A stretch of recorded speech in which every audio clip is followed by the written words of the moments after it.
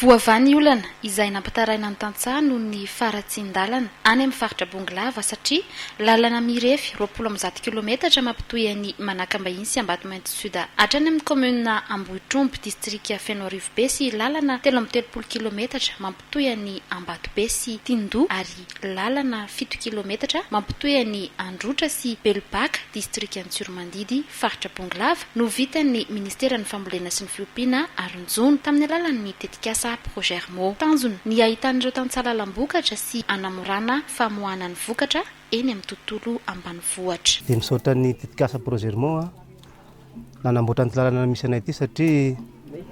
raha ny volana septambra sy ny oktobra ihany no camion no afaka makany dia ny volana novambra tonga ny orana dia tsy isika mety firotsona satria feno fotaka ny lalana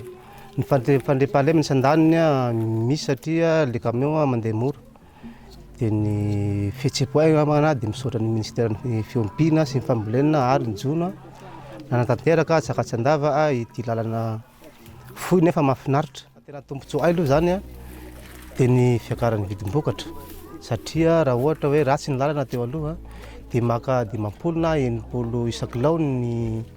collecteur mampidina noho ny faratsin-dalana dia angambana rehefa tsara ny lalana misy manantena fa tsisy an'izay fa ho prix normal ny vokatra hatreto. Manaraka izany tohodrano miisa 4 ao amin'ny commune Ambatomainty Sud izay tohodrano manondraka velara-tany 100 hektara ka tokantrano miisa 500 no misitraka izany no vita ao Mahabe. Lemaka 13 hektara ambolena ny tokantrano 10 no voatondraka noho ny fahavitany tohodrano miampy fanamboarana lakan-drano ao Idoko. Natao ihany koa ny tohodrano ao Ampandrambe izay manondraka velara-tany 30 hektara sy tambary izay iveloman'ny tokantrano miisa 20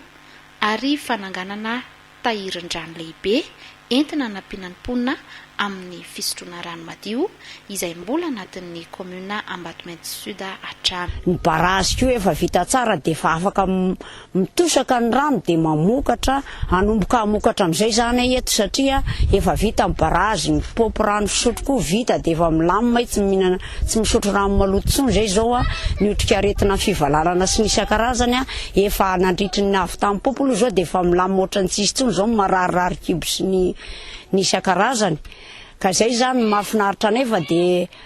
hanomboka hamokatra amin'izay anay zao satria efa vita daholo ny barazy vita ny lalana dia efa misy tombontsoa be ho anay zany izay rehetrarehetra izay satria hanomboka hamokatra efa tsy mijaly amin'ny rano intsony tsy mijary amin'ny lalana intsony. Velim-panantenana araka izany ireo tantsaha any amin'iny faritra iny ka hitombo velara-tany azo volena ary hitombo araka izany ihany koa ny vokatra vokariny. Mankasitraka ny ministera ny fambolena sy ny fiompiana ary ny jona izy ireo eo ihany koa ny tetikasa projet Hermo noho ny fahavitan'ireo barazy sy lalana izay tena nanampy betsaka tamin'izay fampitomboana ny famokarana izay.